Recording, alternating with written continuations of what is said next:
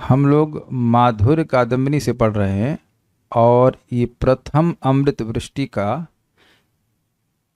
तीसरा सेक्शन का तीसरा और चौथा श्लोक श्लोक नहीं सेक्शन को हम पढ़ेंगे। 3.2 में हमने पढ़ा था कि भक्ति देवी स्वयं प्रकाशित है। अब इसी बात को इलैबोरेट करने के लिए कह रहे हैं कि भक्ति किसी भी कर्म के अधीन नहीं है। किसी भी कर्म के अधीन नहीं मतलब कोई कर्मकांड, कोई पूजन, कोई पुण्य, इस सब की वजह से भक्ति उत्पन्न नहीं होती है। प्रथमतः किसी किसी महानुभाव ने कदाचित यदृच्छा शब्द की व्याख्या किसी भाग्योदय से किया है।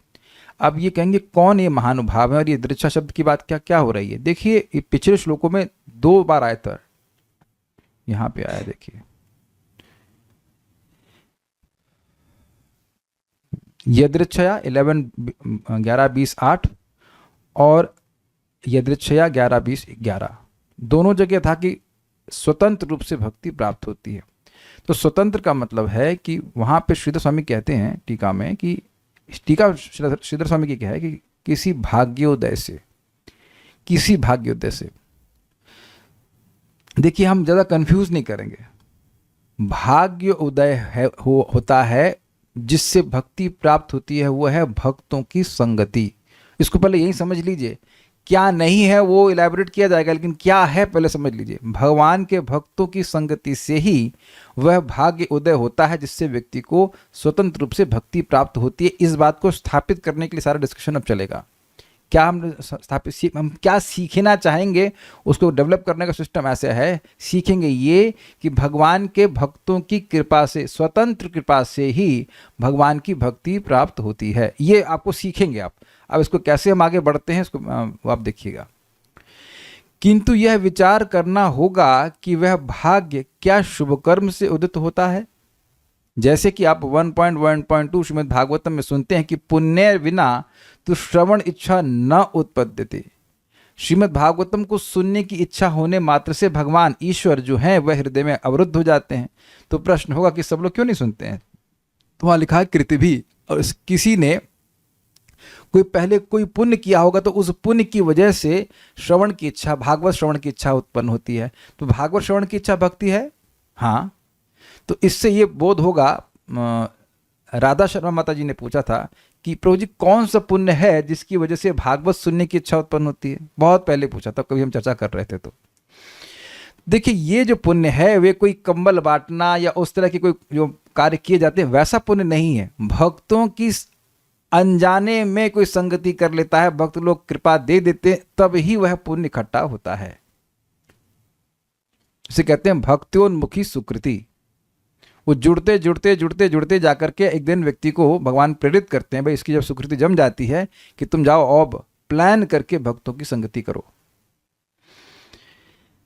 तो ये प्रश्न उठा रहे हैं, किंतु यह विचार करना होगा कि वह भाग्य क्या शुभ कर्म से उदित होता है अथवा शुभ कर्म के अभाव से उदित होता है। ये सेकंड वाला पॉइंट बड़ा मजेदार है।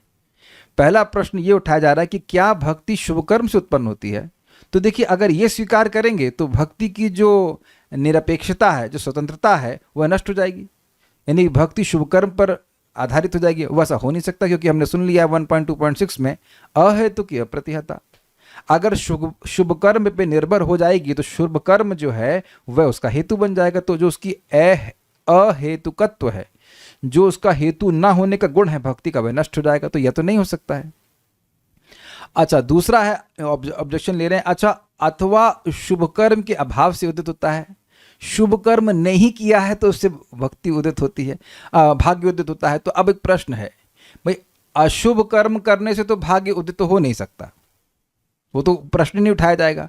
अगर प्रश्न उठाया जाए कि शुभ कर्म के अभाव से, तो बात को समझ में नहीं आएगी। शुभ कर्म का अगर अभाव ही है तो फिर जब तो वो जो कारण ही गायब हो गया तो वो फिर वो उसका कार्य कैसे आएगा।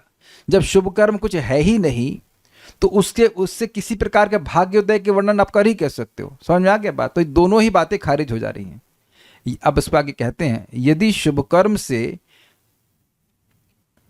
उदित होने वाले भाग्य से भक्ति उदित होती है ऐसा माना जाए तो कर्मजन्य भाग से उदित होने वाली भक्ति शुभ कर्मों के अधीन हो पड़ती है, और ऐसा होने से भक्ति की स्वप्रकाशता की हानि होती है। इजी? अगर हम यह कहते हैं कि हम शुभ कर्म करके आए इसलिए हमें भक्ति प्राप्त हुई है, तो भक्ति का जो स्वप्रकाशत्व है वो किसी के ऊपर डिपेंड नहीं करती है एक्सेप्ट भक्ति एंड नॉट सेल्फ, तो वह नष्ट हो जाएगा। वही एग्जाम्पल होगा, कोई कहे कि सूर्य का प्रकाश 500 करोड़ बल्बों के जलने की वजह से है, तो ये एकदम मूर्खता वाली बात हो जाएगी। ठीक है, यहां तक किसी को कठिनाई तो नहीं समझने में? इजी। द्वितीयतः यदि शुभ कर्मों के अभाव से उदित होने वाले भाग्य को भक्ति का कारण माना जाए तो उस भाग्य का कारण अज्ञात है। भाई शुभ कर्म के अभाव से अगर भाग्य जनित हो तो आप देख रहे हैं कि ये तो लॉजिकल ही नहीं लगता, क्योंकि शुभ कर्म होंगे ही नहीं तो भाग्य उदित कैसे होगा? ये तो कोई भी विद्वान जानता है, सामान्य व्यक्ति भी जो थोड़ा बहुत शास्त्र जानता है कि शुभ कर्म से ही भाग्य उदित होता है। तो शुभ कर्म के अभाव की बात करें तो शुभ कर्म के अभाव से भाग्य उदित हो रहा है, तो फिर तो कारण ही गायब होगा। जब कारण ही नहीं अनुमान हो रहा है तो भाग्य उदित होने का कोई मतलब ही नहीं है। ये भी समझ में आ गया? तो ये बात भी आप खारिज करेंगे? खारिज समझते हैं, मतलब डिसमिस कर देंगे?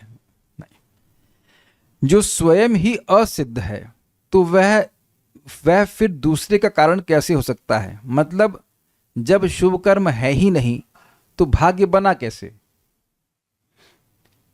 भाग्य बना कैसे? तो जब वो खुद ही असिद्ध है तो वह भाग्य भक्ति का कारण कैसे बन सकता है? अगर कोई कहे कि केनापि भाग्य ना, किसी भाग्य के द्वारा, तो ठीक है, वो भाग्य तो ठीक है, लेकिन भाग्य का कारण तो असिद्ध है ना। असिद्ध मतलब नॉट प्रूव्ड।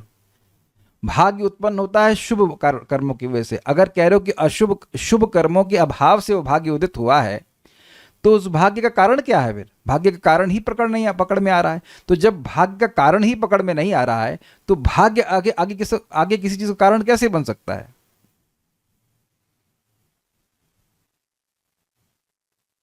देखिए एग्जाम्पल समझिए। जैसे मान लीजिए दही है, तो दही से मिष्टी दही बनता है, एक मिठाई बनती है, या नहीं, छेने का एग्जाम्पल, तो छेने से आप बंगाली मिठाई बनाते हो, तो स्पष्ट है। अब दूध ही नहीं है तो छेना कहां से आएगा? अगर कोई कहे कि छेना दूध के अभाव से प्रकट होता है तो स्वीकार करेंगे आप? दूध के नहीं रहने पर छेना आता है, मानेंगे आप? जब कहेंगे कि दूध नहीं है तो छेना कैसे आएगा?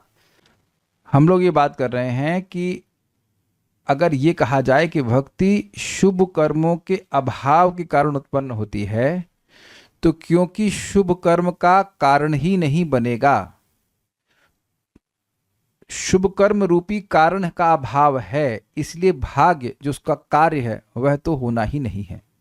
तो फिर भाग्य रूपी कारण जब बनेगा ही नहीं तो फिर उसके द्वारा भक्ति के उत्पन्न होने की बात ही क्या हुई? Is it sinking?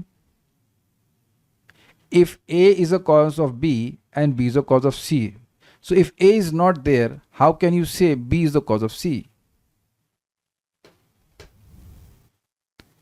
ऐसा रिएक्शन है कि लग रहा है कुछ समझ में नहीं आया। ये वाला समझ में आ गया कि अगर कह रहे हैं कि शुभ कर्म जो है, अगर आप ये कहते हो कि शुभ कर्म से भाग्य उदित हुआ और उस भाग्य से भक्ति उदित हुई, तो इससे भक्ति की इंडिपेंडेंस समाप्त हो जाएगी। ये समझ में आ गया? अच्छा चलिए हम एक व्यक्ति को पकड़ते हैं, आज वेदवादिनी तो है नहीं, तो श्यामजी माता जी, समझ में आ गया? आपको पकड़ेंगे हम। अगर मैं ये कह रहा हूं कि किसी भाग्य उदय से भक्ति उत्पन्न होती, चलिए तो ठीक है, लेकिन भाग्य जो है वह शुभ कर्म से उत्पन्न हुआ है, तो फिर शुभ कर्म भक्ति का कारण बन गया कि नहीं? तो भक्ति की इंडिपेंडेंस समाप्त हो गई कि नहीं? और हमने इस पहले भागवत के श्लोक से सीख लिया है कि भक्ति जो है वह किसी भी कर्म के अधीन नहीं होती। भक्ति का कारण केवल भक्ति है, यदृच्छा बोल दिया गया है। तो ये तो पहले बात समझ में आ गई। अब कोई कहे नहीं, शुभ कर्म से वो भाग्य उदित नहीं होता है। शुभ कर्म यानी कि शुभ कर्म के अभाव से वो भाग्य उदित होता है। तो शुभ कर्म ही नहीं है तो भाग्य कैसे उदित होगा? अच्छा ये बताइए, कभी जीवन में दुख आया है तो आप बोले कि हाँ भैया हमारा कोई शुभ कर्म रहा होगा तभी ये भाग्य हमारा उदित हुआ है? दुख आने पर तो ये मानते हैं ना कि कोई अशुभ कर्म है, और कोई अच्छी चीज होती तो समझते हैं कि कोई शुभ कर्म है, नॉर्मल है, पुण्य। तो कह रहे हैं जब पुण्य ही गायब कर दिए आप तो उसका तो फिर कोई भाग्य उदित कैसे हुआ समझ में नहीं आ रहा है, तो फिर आप जिसकी प्रतिष्ठा ही ना हो, भाग्य का कोई कारण ही निर्णय नहीं हो रहा है, तो भाग्य को आप भक्ति का कारण कैसे कह सकते हो? ओके, थोड़ा विचार कीजिएगा, इस पॉइंट को समझने में थोड़ा सा था लगेगा कि मतलब क्या बोल गए। तृतीयतः, अब और देखिए, अभी छोड़ेंगे नहीं, यदि भगवत कृपा को ही, ये नहीं कह रहे कि भगवत कृपा को आई एम फ्रीज्ड, ना, I am okay, not freezing, am I freeze for everyone? अब देखो भाई, अब ठंड तो नहीं लग रही? नहीं ना, ना ओके, अरे सुन लो, आवाज तो आ रही है ना, आवाज तो ठीक है। अभी और जबरदस्त बात है कि भैया भगवान की कृपा से भक्ति मिल रही है, वहां भी फंस जाएंगे आप, वहां भी फंस जाएंगे।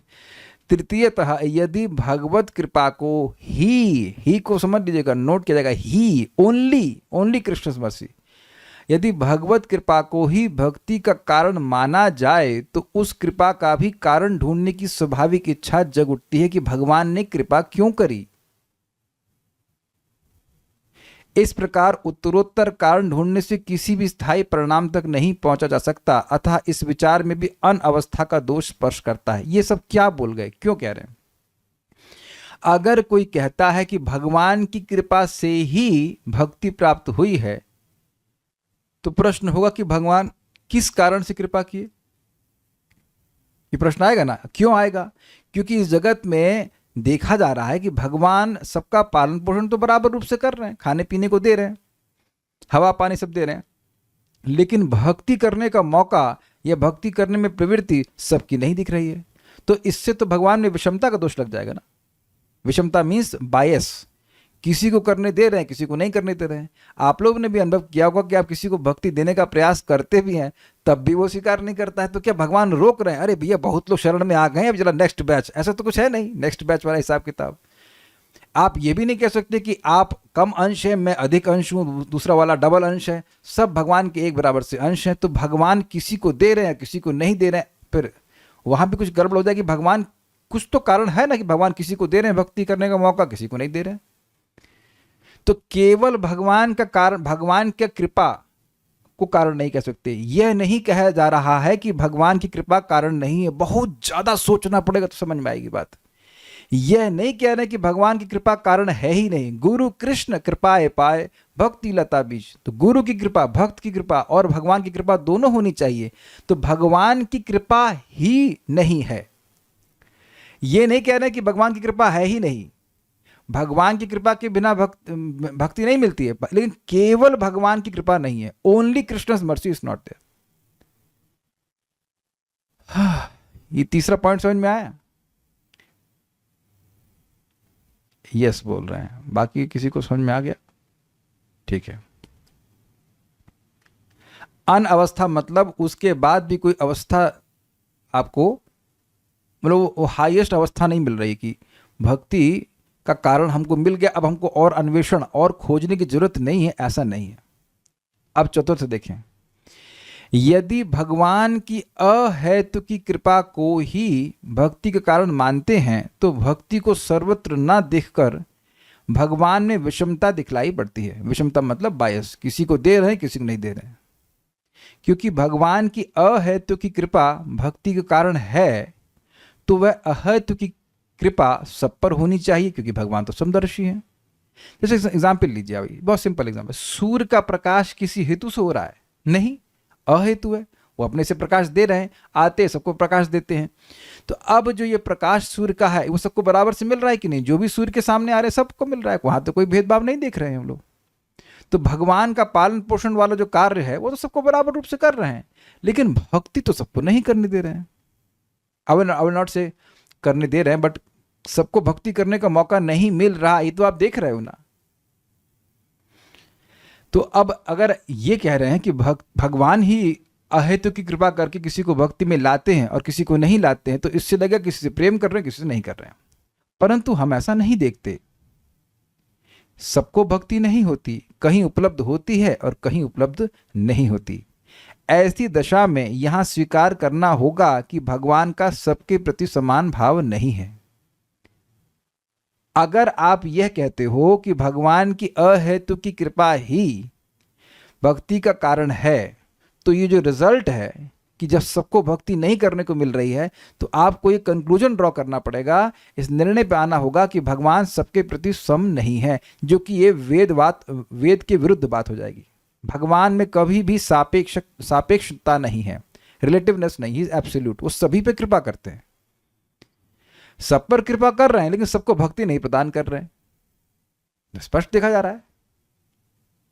कौन कह देगा कि जो कह रहा है भगवान नहीं है, उसको भी तो हवा पानी भगवान ही दे रहे हैं ना, लेकिन भक्ति करने का मौका नहीं दे रहे, तभी तो कह रहा है भगवान नहीं है। तो ऐसी दशा में अगर हम ये कहते हैं कि केवल भगवान श्री कृष्ण की कृपा से ही भक्ति मिलती है, तो ऐसी दशा में हमको ये स्वीकार करना पड़ जाएगा कि भगवान विषम है, किसी को दे रहे हैं, किसी को नहीं दे रहे हैं। और गुस्सा आएगा इस पे कि कोई कारण नहीं समझ में आ रहा कि किसी को क्यों नहीं दे रहा है। अब ये बताइए, अगर ऐसा भावना आ जाएगी तो भगवान की भक्ति करने का मन करेगा? अगर आप पढ़ाई कर रहे हो और टीचर जो एकदम फटीचर आदमी है, वो बिल्कुल नहीं पढ़ा, उसको दे दे ए ग्रेड, और आप पढ़ पढ़ के मर जाए, उसके बाद 0 नंबर दे, तो ऐसे टीचर के अंडर पढ़ने का मन करेगा? या आपके जो बॉस लोग, आप खूब मेहनत कर रहे हैं और आपको सैलरी ना दे, डिमोट कर दे, और दूसरे जो कुछ नहीं कर रहा है उसको दिए जाए, तो आप लोग ऐसी कंपनी में काम करना चाहेंगे? तो भगवान में जैसे ही ये जो विषमता का आरोपण हो जाएगा, तो भक्ति करने का बिल्कुल मन नहीं करेगा। भगवान तो पूरी तरह स्वतंत्र है, कुछ भी कर डालेंगे, भक्ति करते करते मर जाओ, नहीं देंगे भक्ति, ऐसा तो ना होता है। अगर भगवान में इस प्रकार का पक्षपात का गुण आ गया, तो भगवान पक्षपाती नहीं है, इसलिए कह रहे हैं परंतु भगवान में कभी भी विषमता दोष की कल्पना भी नहीं की जा सकती। अतः इन्हीं कारणों से भगवान की अहेतु की कृपा को ही भक्ति का कारण नहीं माना जा सकता। ही पे बल दिया जा रहा है कि केवल भगवान की कृपा नहीं है, इसमें और भी फैक्टर हैं। अब बड़ा सुंदर बात कहते हैं, यदि कोई शंका करे कि भगवान दुष्टों को दंड देते हैं और अपने भक्तों का पालन करते हैं, क्या यह भगवान में विषमता नहीं है? और यही हिरण्यकशिपु का ऑब्जेक्शन था कि देखो, ये देवताओं ने लड्डू पेड़ा चढ़ा करके विष्णु को अपनी तरफ कर लिया, ये तो इसकी बुद्धि बिल्कुल बच्चों जैसी हो गई है।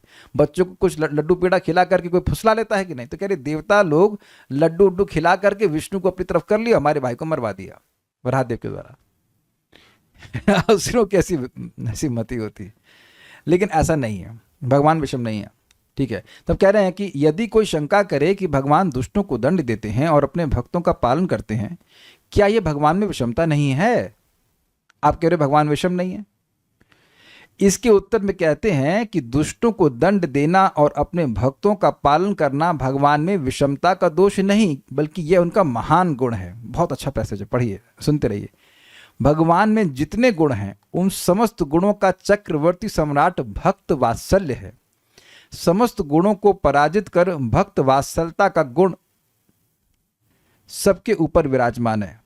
इस विषय की सम्यक विवेचना इस ग्रंथ की 8वीं वृष्टि में की जाएगी। नोट, विशेषतः असुरों के संहार में भी असुरों के प्रति भगवान की महत कृपा ही प्रकाशित होती है, क्योंकि श्री भगवान और उनके भक्तों के विद्वेष के फलस्वरूप असुरों की आत्मा अनंत काल महादुखमय नरकादि का भोग करेगी और कभी भी वे भक्ति प्राप्त नहीं कर सकेंगे। इसलिए भगवान कृपा करके सहार के बहाने उनको योगियों के लिए भी दुर्लभ मुक्ति प्रदान कर उनके प्रति भी अशेष कृपा ही प्रकाश किया करते हैं। ये बात समझ पाए?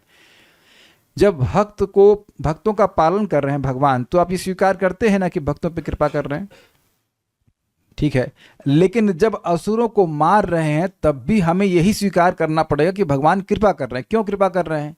असुरों की जो चाल चलन है, उसकी वजह से वह नरकगामी होते और कितने समय तक भगवान से बहिर्मुख रहते, कोई हिसाब किताब नहीं।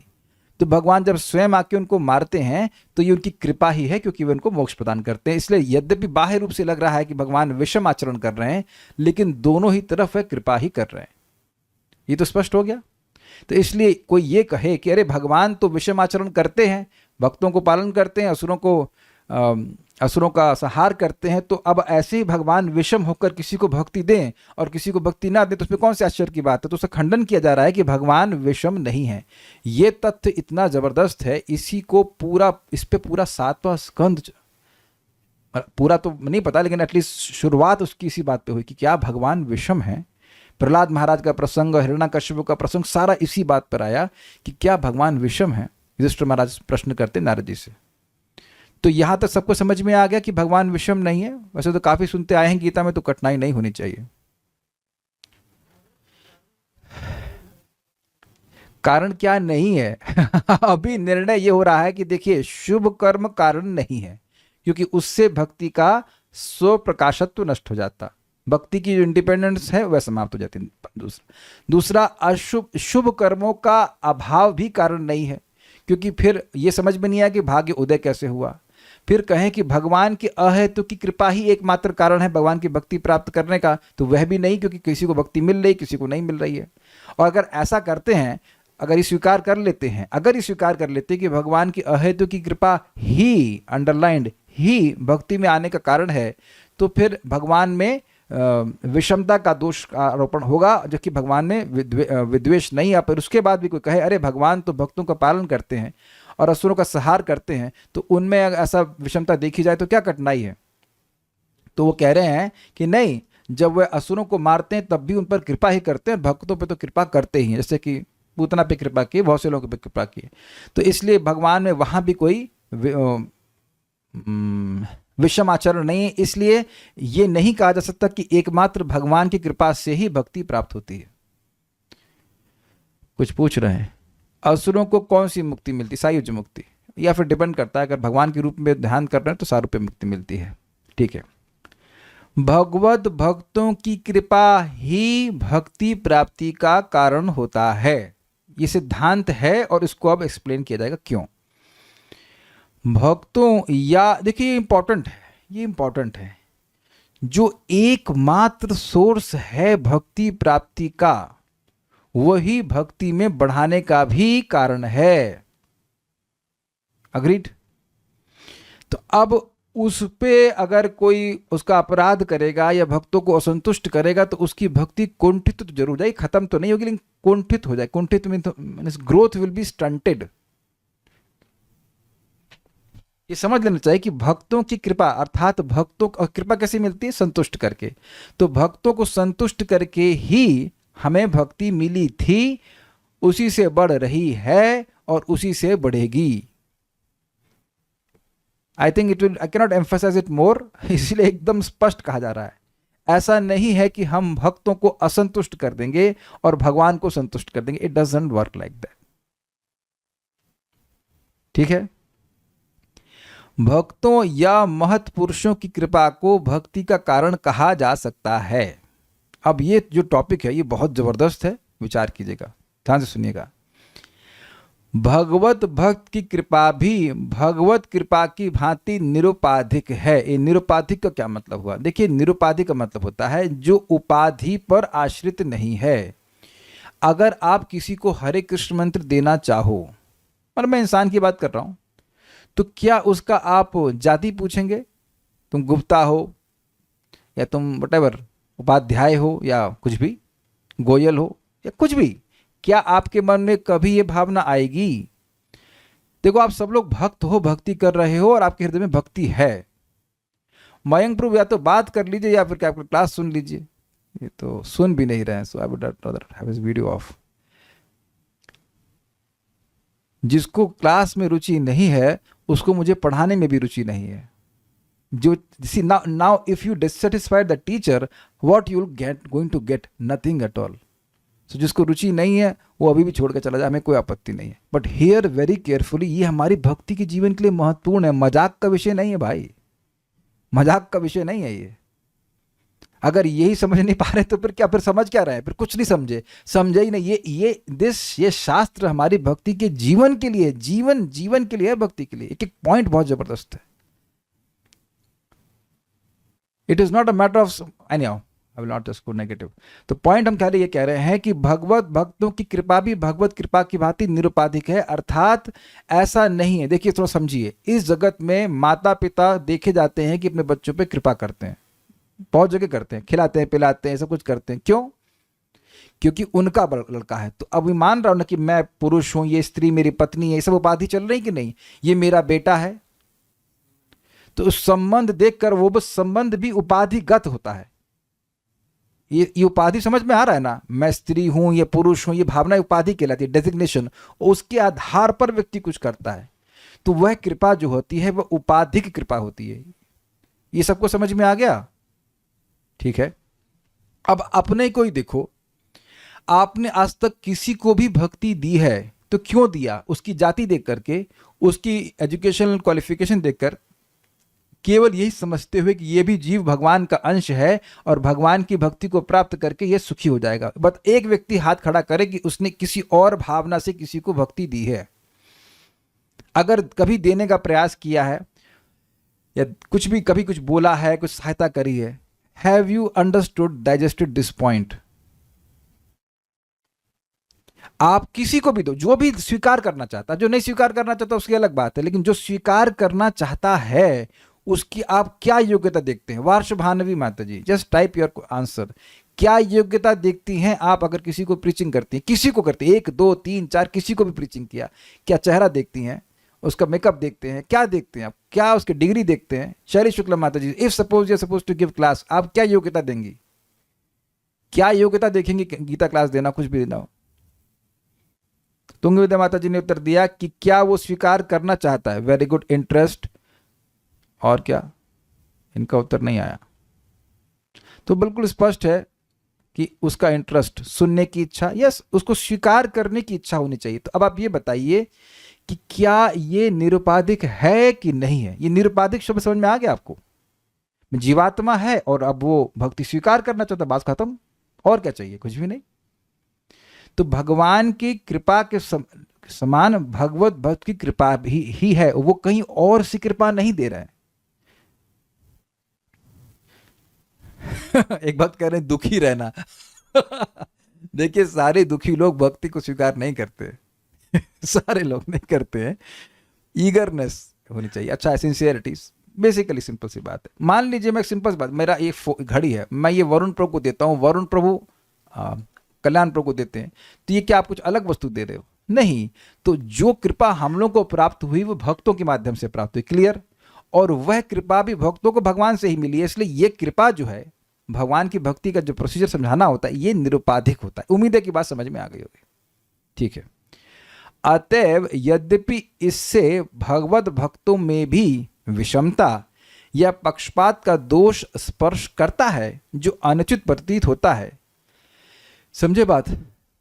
भक्तों की कृपा भी निरुपाधिक है, अहेतुकी है, लेकिन इससे भक्तों में विषमता का दोष प्रतीत होता है, लेकिन ये उनका गुण है।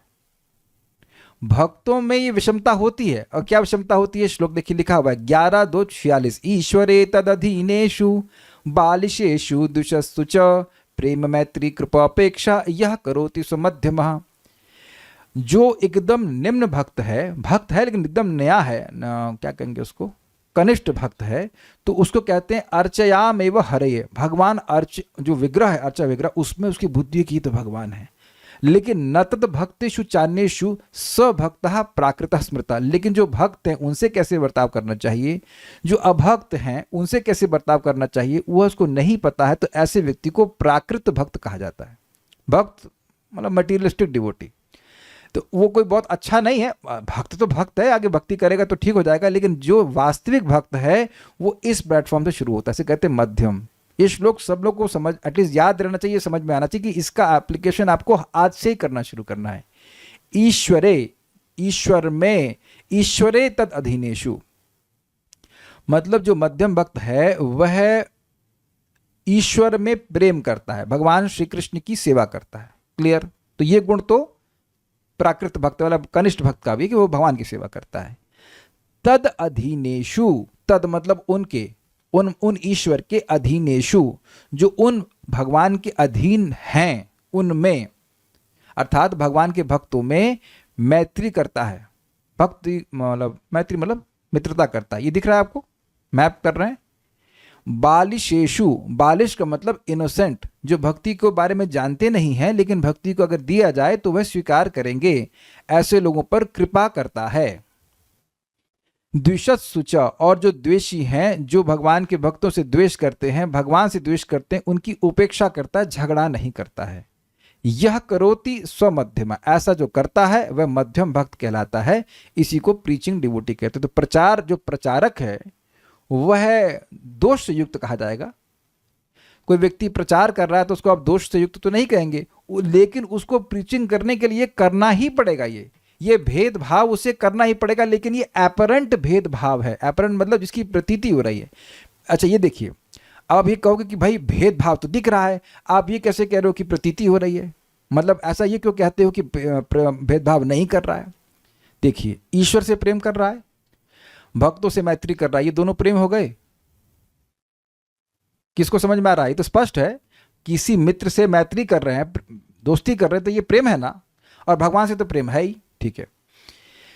अब जो इनोसेंट है उस पे कृपा कर रहे हैं, तो क्या ये अफेक्शन है कि नहीं है? आपके कोई सीनियर भक्त हैं, वो आपको कुछ सिखाते हैं भक्ति में, तो प्रेम से ही सिखाते हैं कि नहीं सिखाते? अगर कभी डांटते भी हैं तो प्रेम से ही डांटते हैं। ये सबको क्लियर हो गया? तो 3 जगह उसका प्रेम स्थापित हो गया कि नहीं हो गया? एकदम क्लियर हो गया कि नहीं हो गया? किसी को उसमें कोई डाउट? ये विज्ञान है भाई, ये ऐसे कहानी नहीं सुनना है, एकदम समझ लीजिए, क्योंकि ये इसका आचरण आपको आज से ही करना है। तभी हम वास्तविक रूप से नाम का सुख प्राप्त कर सकते हैं, शुद्ध नाम उच्चारण करने के बारे में सोच सकते हैं, नहीं तो नामाभास में टंगे रहेंगे। You have to behave like this. परम पूज्य राधानाथ महाराज बोल रहे थे कि in a sense you can not approach the holy name directly, you must learn how to behave with the devotees, with everyone actually.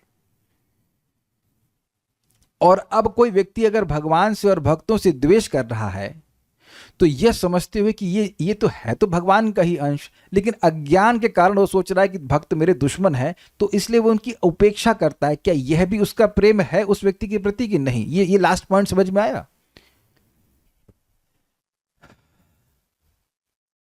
Devotee से कैसे बिहेव करना चाहिए, तो ये क्या सिखा रहा हूं मैं? क्या सिखा रहा हूं? सिखा रहा हूं मैत्री करनी, मित्रता करनी चाहिए। सिखा तो रहे हैं, यही तो सिखा रहे हैं। और क्या सिखा रहे हैं? तो सबको समझ में आ गया? श्लोक 11-2-46 है, इसको नोट कर सकते हैं, बाकी भी पीडीएफ मैंने भेज दिए। इसको समझिए, इसको याद कीजिए और इसके अनुसार बर्ताव करने का हम लोग प्रयास करें। बहुत ऊपर नीचे होगा, लेकिन प्रयास करें, भगवान प्रसन्न होंगे। देखिए, एक बात ध्यान रखिएगा, जब हमें कोई ज्ञान मिल रहा है तो हमसे उम्मीद की जाती है कि हम उसका पालन भी करें। ये ऐसे ही नहीं आ गए क्लास में यहाँ पे, ये मत सोचेगा कि ऐसे अवस्था उठा करके चलो चलो माधुर के दम, ना ना ना ना। ये अच्छा एक चीज बताएं, इसमें क्या कठिनाई अनुभव कर रहे हैं आप? इन 4 कार्यों में से किसी चीज को करने में कोई कठिनाई? तो आप ये तो नहीं कह सकते कि मैं आगे बहुत अरबों साल भक्ति करूंगा तब मैं मध्यम के प्लेटफॉर्म पे आऊंगा। इसका अभ्यास करने में क्या दिक्कत है? जैसे नामोच्चारण करने में कोई दिक्कत नहीं है, अभ्यास करने में ठीक है, उसमें ऊपर नीचे होगा, लेकिन इस आदर्श का अभ्यास करने में क्या कठिनाई है? कठिनाई ये तब होगी जब किसी को रेसिपी ही ना समझ में आए। रेसिपी तो इजी है ना, लेकिन जो कभी सुनेगा नहीं उसको ये नहीं समझ में आएगा बात। तो इसलिए ध्यान देना होगा, तब हम भगवान को प्रसन्न कर पाएंगे। द्वितीय कोटि का भक्त जो मध्यम अधिकारी कहलाता है, भगवान को अपना प्रेम अर्पित करता है, वह भगवान के समस्त भक्तों का निष्ठावान मित्र होता है। वह अज्ञानी व्यक्तियों पर दया करता है जो अबोध हैं, और उनकी उपेक्षा करता है जो भगवान से द्वेष कर रखते हैं। कभी कभी भक्त समाज में भी देखा जाता है कि भक्त ही दूसरे से द्वेष करने लगते हैं। ऐसे में आपको सतर्क रहना पड़ेगा। उनसे द्वेष नहीं कीजिए, लेकिन आपको मैत्री भी नहीं मैत्री in the sense intimate dealings भी नहीं करने पड़ेंगे। आएंगे दूसरे वैष्णव की निंदा चालू कर देंगे। ये ऐसा मत सोचिए कि ऐसा नहीं होता है, ऐसा होता है और ऐसा काफी हो जाता है। भगवान के बारे में बात नहीं सुनेंगे, ना करेंगे, वो आके इधर उधर की बात करना शुरू, उसने ऐसे किया, उसने वैसे किया। So that is their level of consciousness. उनसे द्वेष नहीं करिए, लेकिन उनका संगति भी मत करिए। परंतु जो ईश्वर के प्रति प्रेम, भक्तों के प्रति मैत्री, अज्ञानियों के प्रति कृपा और विद्वेषियों के प्रति उपेक्षा करते हैं, वे मध्यम भक्त हैं। ये सब कुछ समझ में आ गया होगा। इस लक्षण के अनुसार मध्यम भक्त में विषमता विद्यमान रहती है। बाहर से दिखने वाली ये विषमताएं मध्यम भक्त का गुण हैं। क्यों गुण हैं? जो व्यक्ति निम्न स्तर पर है उसको समझ ही नहीं आएगा कि भक्त कौन है और मुझे उससे बर्ताव कैसे करना है, भक्तों के संग आकर मुझे क्या बात करनी है, यह नहीं पता रहता। Is it okay? ये देखा ही गया है। खुद हम अपने में भी देख सकते हैं कि किस प्रकार से व्यक्ति का बर्ताव पहले कैसा रहता था, अब भक्ति करते करते उसका बर्ताव में कितना परिवर्तन आया। हर 5 साल में अब रिव्यू करेंगे तो देखेंगे कि अरे परिवर्तन आ गया। जिस स्तर पे होते हैं वहां तो बर्ताव करना बिल्कुल नॉर्मल लगता है, लेकिन जब आगे प्रगति कर लेते हैं तब लगता है अरे यार कितना कितने अनकूथ समझते, कितने अनरिफाइंड हम बर्ताव करते थे। इससे एक और मजेदार बात है कि अगर आपसे कोई जूनियर डिवोटी हैं और वो उलट पुलट व्यवहार करें तो सहन करना चाहिए, क्योंकि हमको भी सहन किया गया है।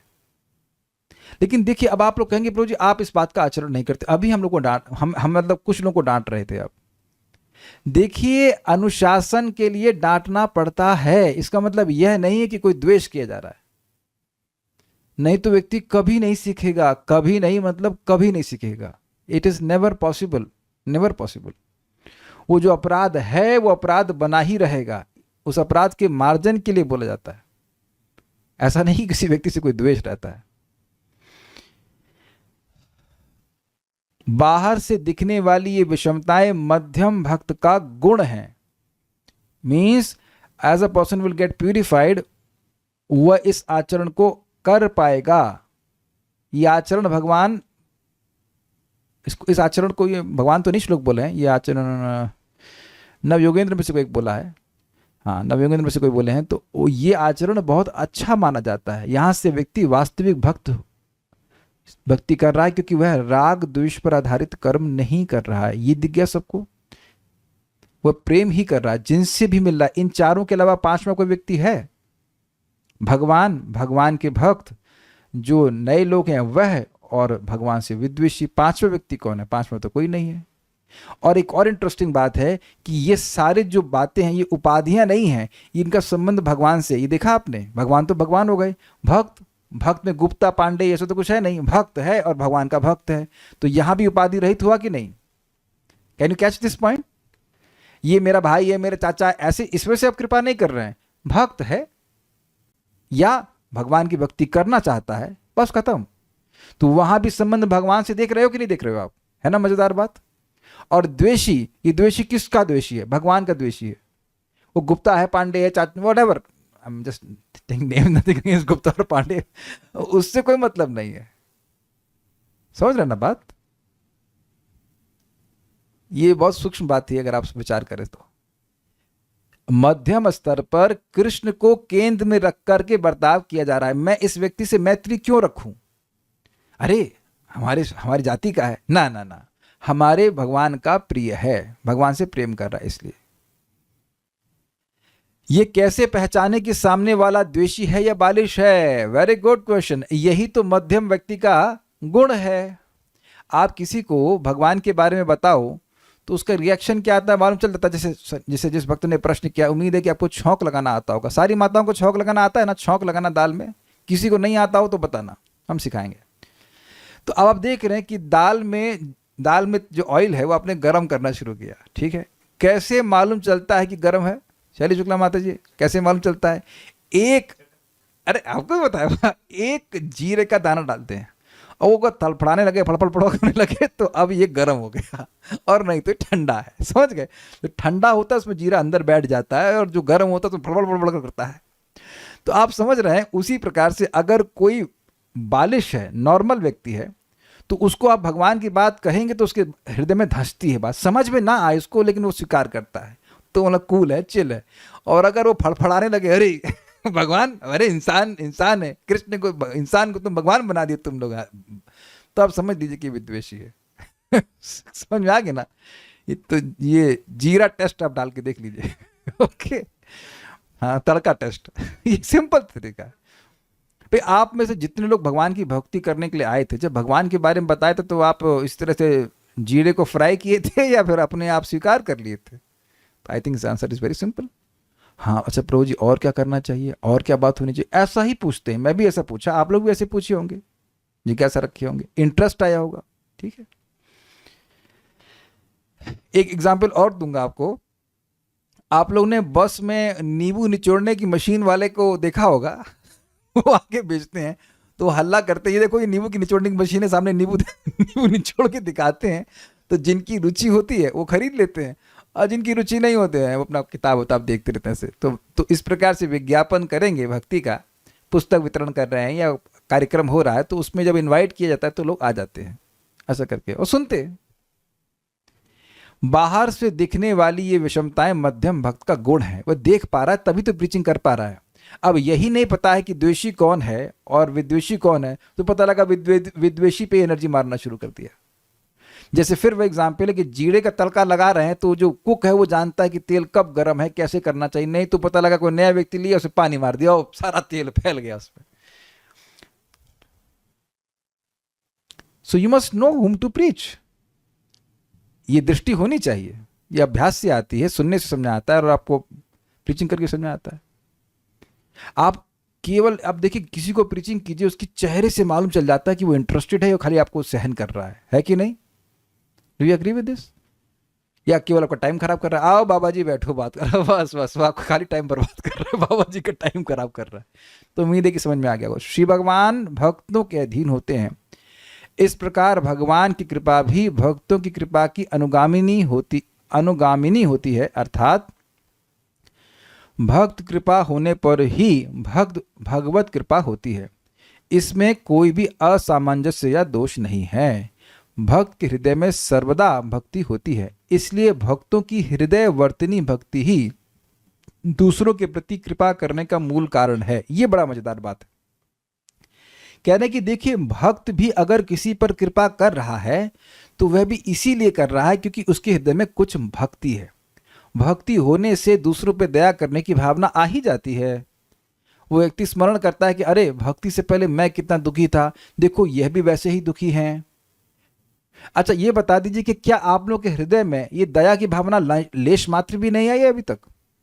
आप किसी को देखते हो कि केवल अपना समय बर्बाद कर रहा है, मतलब चलो नौकरी कर लो, शादी कर लिया, सब कुछ ठीक है, लेकिन अब एक उसके बाद एक माला भी नहीं कर रहा है, तो क्या हृदय में कुछ दया आती है कि नहीं आती है? राधिका प्रभु आप काहे लेके आए थे उन भक्त को?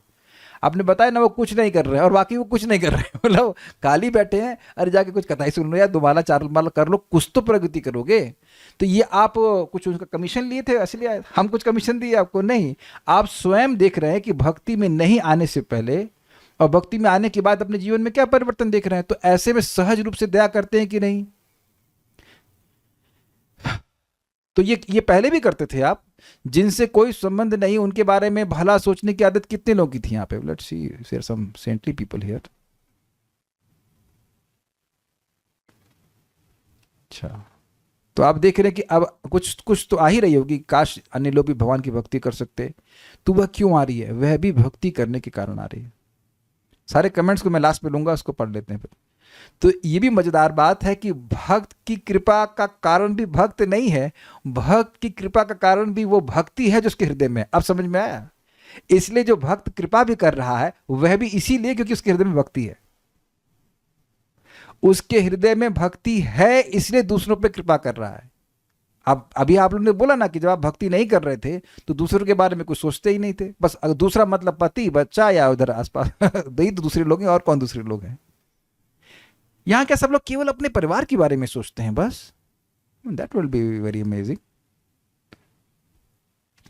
तो जितना जाप करेंगे, जितना भक्ति करेंगे, मैं आपको स्पष्ट बता रहा हूं, जितने अच्छे से जप करेंगे उतना एक ओवरवेलमिंग डिजायर आएगी कि दूसरों की सहायता की जानी चाहिए। ओवरवेलमिंग समझते हैं? एकदम उफान मारने वाली इच्छा आएगी कि दूसरों का कल्याण होना चाहिए। आप कर पाओ ना कर पाओ अलग बात है, लेकिन भक्ति बढ़ेगी। तो भक्ति इस प्रकार से संकीर्ण नहीं है। भक्ति, जिसके भी हृदय में भक्ति आती है वो दूसरों का कल्याण करने के बारे में सोचता ही है। He has to think. जिसके हृदय में भक्ति नहीं है वो अलग बात है, लेकिन जिसके हृदय में भक्ति आती है वो सोचता ही है कि कल्याण हो उसका, और दिखने भी लगता है कि इनकी कितनी दुर्गति हो रही है, कितनी होने वाली है। अभी दुर्गति है और आगे और हालत खराब होने वाली। आप में से ये बताइए कि किसी की ऐसी कोई दृष्टि डेवलप नहीं हुई है कि लोग अपना समय बर्बाद कर रहे हैं केवल भक्ति के बिना, जिसको किसी को समझ में ना आया हुआ? ऐसा कैसे कह सकते हो?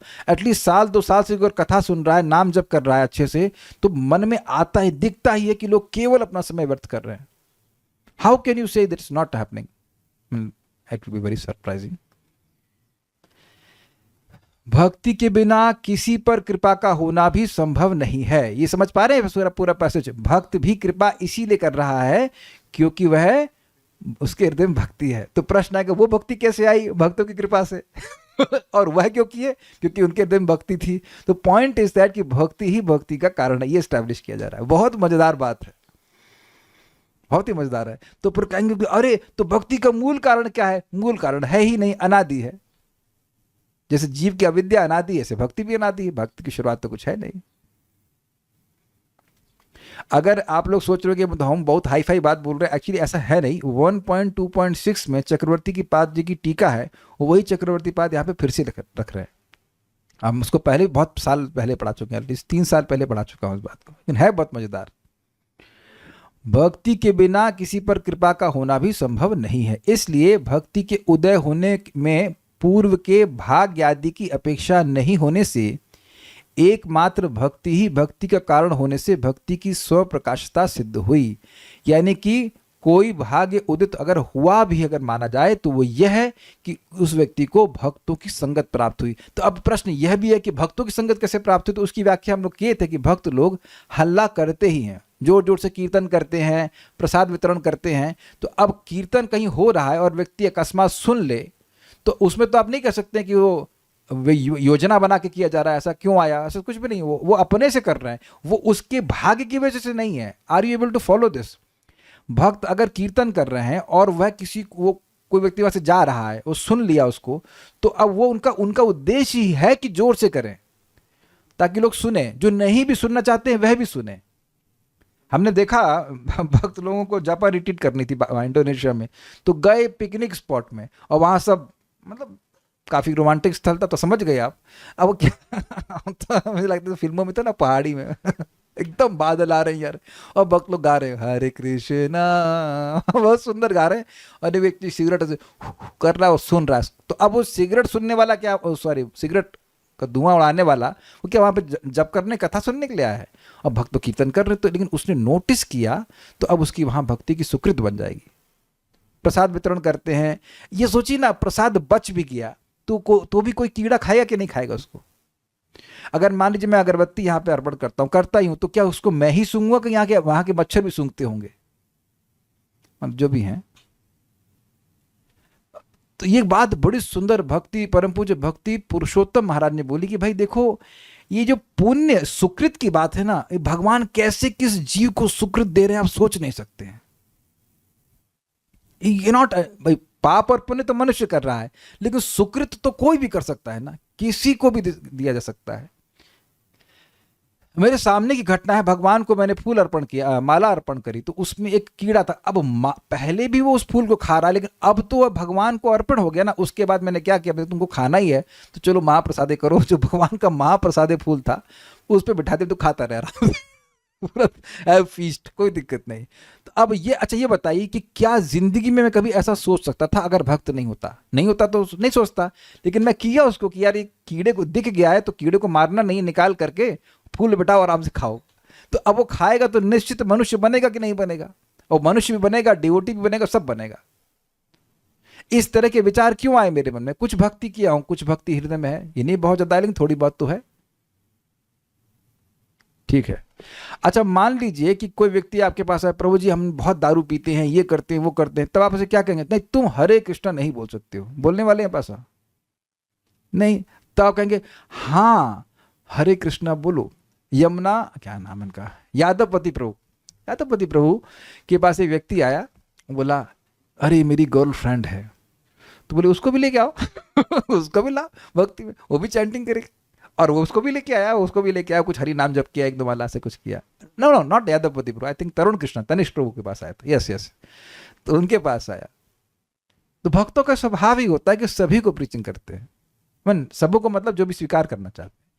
वो पापी है इसकी वजह से अपनी कृपा को नहीं रोकते हैं, या संबंधी है या नहीं है इससे, इसकी वजह से कृपा को नहीं रोकते। उम्मीद है कि बात समझ में आ गई होगी। अब कोई प्रश्न है भक्तों के, मैं देख लेता हूं। ये कैसे पहचाने कि सामने वाला द्वेषी, नहीं इससे पहले भी एक ऋतिक प्रभु का प्रश्न था, व्हाट इज दैट, नहीं कहां गायब हो गया?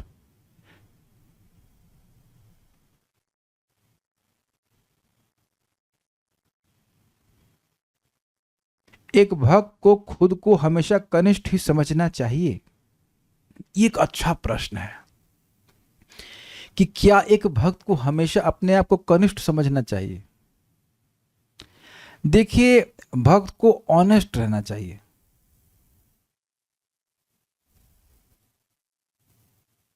हमको बहुत अच्छा लगा था महात्मा प्रभु का कमेंट इस बारे में। अगर आप सबको सम्मान दे पा रहे हैं, नहीं, आप चेक कीजिए कि आप सबको सम्मान देते हैं, तो उत्तर होगा नहीं, हम सबको सम्मान नहीं देते। क्या मैं सबसे अपने आप को निम्न मानता हूं? नहीं, मैं सबसे अपने आप को निम्न नहीं मानता हूं। तो क्या ये ऑनेस्टी है? इसका मतलब ये नहीं कि मैं अपराध कर रहा हूं, लेकिन मैं अपने आप को सबसे अधिक निम्न नहीं मान रहा हूं।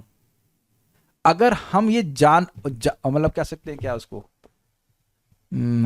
आर्टिफिशियली सोचने लगते हैं कि मैं सबसे निम्न हूं, तो ये भी एक मिथ्या अहंकार होगा।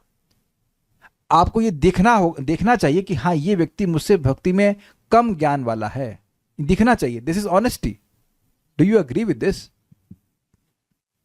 क्या सब लोग यहां पे स्वीकार करेंगे कि आपको कुछ लोग ऐसे दिखते हैं जो आपसे भक्ति में कम है? यस? जो कुछ भी हरे कृष्ण मंत्र नहीं जानते, निर्मला माता जी, कोई माता जी मिल सकती है ना आपको जिनको भोग लगाना ना आता हो भगवान को? तो आप ये देखेंगी ना कि उसको नहीं आता है और आपको आता है, तभी तो आप सिखाएंगी। अगर आप वहां हम जबरदस्ती सोचने लग जाएं ये तो मुझसे भी श्रेष्ठ है, तो आप कैसे सिखाओगे? That will be dishonesty. हाँ, अपने स्तर पर हमें हमेशा सोचना चाहिए कि हमें भक्ति में और प्रगति करनी है। ये मध्यम अधिकार पे जो हम कार्य करने का प्रयास कर रहे हैं, यह भी भक्ति में प्रगति का ही लक्षण है। So yes, we want to progress, that's a different thing. लेकिन ये नहीं है कि हम ये देखना ही छोड़ दें कि हमसे कोई, हमारे बराबर वाले भी कोई हैं या हमसे निम्न भी कोई हैं कि नहीं। अगर, अच्छा सिंपल सी बात है, अब मान लिया आपने प्रश्न किया, तो आप मान रहे हैं ना कि मेरा ज्ञान आपसे कुछ मात्रा में अधिक है। अब मैं बोलूं पता नहीं प्रभु जी, मुझे तो उसका कोई बारे में उत्तर ही नहीं दे सकता, तो अब आप बताइए असंतुष्ट हो जाएंगे कि नहीं? ऋतिक प्रभु बताइए, कहाँ है कि नहीं दिख रहे हैं? इधर है नहीं है? हाँ, वोंट यू बी अनसेटिस्फाइड? ये क्या, ये उत्तर आपसे बोला मैंने? प्रभु जी मैं तो बिल्कुल पतित हूँ, जबकि फील नहीं कर रहा हूँ मैं तो पतित हूँ, मैं तो कोई उत्तर दे ही नहीं सकता, ये वो नहीं। Rather when I give you a satisfactory Uttar answer, I feel very satisfied. ये आप देखना कि कभी शास्त्र के अनुसार, वैष्णव शास्त्र के अनुसार आप कोई उत्तर किसी भक्त को देखते तो उसके चेहरे पे संतुष्टि दिख जाती, हाँ सही उत्तर है, और हम भी संतुष्ट होते हैं क्योंकि भगवान संतुष्ट होते हैं। तो आर्टिफिशियल आचरण नहीं करना है, हमें आर्टिफिशियली उत्तम अधिकारी की भाव में नहीं रहना है। भक्ति में प्रगति करना, ये भावना तो हमेशा रहेगी, हमेशा ही रहेगी, वो ठीक है। लेकिन ऐसा नहीं कि हम जबरदस्ती अपने आप को, आर्टिफिशियल नम्रता नहीं दिखाना, प्रो जी मैं तो कीड़े से भी नीचे हूँ, ये हूँ, प्लांटिंग करना। आपने कहा कि किसी कीड़े से पूछ लिया and you don't feel like this, that will be dishonesty. दूसरा है, प्रीचिंग के समय पेशेंस भी होना चाहिए, तब और अच्छे से प्रीचिंग होती है। जी हाँ, ये मेरे को बोल रहे हैं आप? हाँ थैंक यू, शिक्षा दी आपने, अच्छा है। देखिए, पेशेंस हमारा हर तरह से, चाहे व्यक्ति का कितना वो पाप कर ले, कुछ कर ले, में कोई दिक्कत नहीं है। लेकिन हम महाराज जी का अनुगमन कर रहे हैं, परम पूज्य वृंदावन चंद्र महाराज का। वो लोग स्पेशली अगर छोटी सी क्लास है उसमें कोई डिस्टर्ब करता है तो गुस्सा होते, तो उन्हीं के अनुगत्य में हम भी गुस्सा हो रहे। अभी हम प्रभुपाद के अनुगत्य में गुस्सा हो रहे हैं। प्रभुपाद का एक लेक्चर सुन रहा था तो कुछ लोग बात कर रहे थे, प्रभुपाद पता क्या कहते हैं? Stop this rascals from talking. नहीं, बोले tell this rascals to not talk. Rascal शब्द बोलते, ये कथा का अपमान कर रहे हैं। क्षमा कीजिएगा, हम तो ये सब तो दिक्कत जूम पे नहीं होती है, लेकिन कोई इस तरह से करता है कि ध्यान नहीं दे रहा है तो फिर वो गलत बात है। तो प्रभु जी, इसका मतलब भक्तों के हृदय में उपस्थित भक्ति देवी की कृपा से दूसरों को भक्ति मिल रही है। जी हाँ, बिल्कुल परफेक्ट। तो जो व्यक्ति आपकी बात सुन रहा है पर प्रैक्टिकल फॉलो नहीं कर रहा है, तो वो बालिश है या द्वेषी? हाँ, ये एक इंटरेस्टिंग प्रश्न है। बहुत अच्छा आप लोग प्रश्न कर रहे हैं और प्रश्नों के लिए खूब अवकाश है ताकि हम चीज़ों को बिल्कुल स्पष्ट समझ सकें। बहुत अच्छा प्रश्न है। देखिए, ये मेरे संग भी हो चुका है। मैं देख रहा था कि व्यक्ति हैं और वो सुनते तो थे लेकिन स्वीकार नहीं करते थे। लेकिन अभी मैंने देखा कि सुनते सुनते, थोड़ा थोड़ा जितना भी सुनते हो, भक्तों की संगति करते करते, इस बार जब वो सुन रहे थे, इट वॉज डिफरेंट। वो देख पा रहे थी जो मैं बोल रहा हूं। होता क्या है कि जब आप किसी को कुछ बोल रहे होते हो, जरूरी नहीं है कि वह वर्ण कर पाए। इसको आप नेक्टर ऑफ इंस्ट्रक्शन में सुनते हैं, श्रवण दशा, वर्ण दिशा। तो लोग सुन रहे हैं, इसका मतलब यह नहीं कि वह तुरंत स्वीकार कर लें। भाई क्यों नहीं स्वीकार कर पाएंगे? क्योंकि बुद्धि जड़ है, बुद्धि स्थूल है, तो सूक्ष्म बातों को समझ ही नहीं पाएंगे। प्रभुपाद इस बात को समझाते हैं कि सभी लोग भक्ति कर रहे हैं जो भक्ति के आंदोलन में है, इसका मतलब यह नहीं कि सभी लोग भक्ति के तत्व को एक बराबर समझ रहे हैं। If everyone is chanting Hare Krishna, everybody is not chanting Hare Krishna with the proper same intention, same level like that. प्रसाद सब लोग खा रहे हैं, लेकिन प्रसाद को खाने की भावना सबकी अलग अलग है ना, तो कुछ तो प्रभाव वहां भी आता है ना। तो आप अगर वह स्वयं सुनने के लिए आ रहा है और वो, तो मान लीजिए प्रैक्टिकली फॉलो ना भी कर पाए, लेकिन उसके मन में संस्कार जा रहा है, हाँ ये बात है। मैं खुद अपने अनुभव से बता रहा हूँ कि हमारे तनिष्क प्रभु तरुण कृष्णाम उनका हो गया, वो बहुत सारी बात बोलते हैं, मैं खंडन तो नहीं करता हूं लेकिन स्वीकार नहीं करता तुरंत। फिर वही बात कोई दूसरा बोलेगा, फिर वही बात दूसरा बोलेगा, तीसरा चौथा बोलेगा, तब जाकर के दिमाग में घुसती है बात, हाँ अच्छा ऐसे करना चाहिए। क्या आप लोगों से ऐसा कभी नहीं होता है? एक बार बोलने पे नहीं स्वीकार करता है, समझ में नहीं आती है बात, तो कई बार सुनते हैं व्यक्ति, तब उसको बात समझ में आती, तब स्वीकार करता है। तब दोषी नहीं कह सकते। अच्छा, ये जिसने प्रश्न किया है वो बताइए कि क्या आप खुद एक ही बार बात सुनने पे स्वीकार कर लेते हो? यू कैन नॉट से नो, यू कैन नॉट से यस। कुछ बात स्ट्राइक कर जाती है तो तुरंत स्वीकार कर लेते हैं, कुछ बात स्ट्राइक नहीं करती है तो उसको ठंडे बस्ते में डाल देते हैं कि अभी बाद में देखेंगे, विचार करेंगे, विचाराधीन है कि नहीं। So that's a different thing. और इस पर भक्त बड़ा सुंदर कहते हैं कि हो, यद्यपि कोई व्यक्ति माया में हो सकता है, फिर भी कम से कम सत्य को सुन तो रहा है ना। तो उसकी लेयरिंग ऐसी है कि बेचारा समझ नहीं पा रहा, तो धीरे धीरे समझ पाता है। ऐसे ही होने चाहिए, जैसे हैं वैसे समझेंगे तो दूसरों की हेल्प न गाइड, पता नहीं क्या कहना चाहते हैं, समझ में आया। तो उम्मीद है कि बात आपको समझ में आई। बात यह है कि भक्ति किसी शुभ कर्म के अधीन नहीं है, और भक्ति भक्तों की कृपा के द्वारा ही प्राप्त होती है, और वह भी कृपा भक्तों की नहीं है इन द सेंस उनके हृदय में वो भी भक्ति, वो कृपा किसी पर कर रहे हैं क्योंकि उनके हृदय में भक्ति है। अगर भक्ति नहीं होगी तो वह कृपा भी नहीं करते। और वह जो उनकी कृपा है वो वही मटीरियल, वही निरुपाधिक कृपा है भगवान की। वो कुछ अलग वस्तु नहीं दे रहे हैं, वही भगवान की अंतरंगा शक्ति का ही, अंतरंगा शक्ति को ही दूसरे के हृदय में स्थानांतरित कर रहे हैं। वे प्रसाद भगवान का दे रहे तो अपना प्रसाद थोड़ा दे रहे हैं, भगवान को अर्पण किया, भगवान का प्रसाद दे रहे हैं, भगवान की बात बोल रहे हैं। उम्मीद है कि बात स्पष्ट हो गई। कुछ पूछना है? तो क्या सीखा आपने? भक्ति शुभ कर्म के अधीन नहीं है, भक्ति का कारण एकमात्र भगवान की कृपा भी नहीं है, भक्ति का कारण भगवान के भक्तों की कृपा है। ठीक है, स्टॉप ना। श्री श्री माधुर्य कादम्बनी की जय, श्री प्रभुपाद की जय, निताय गौर प्रेमानंद।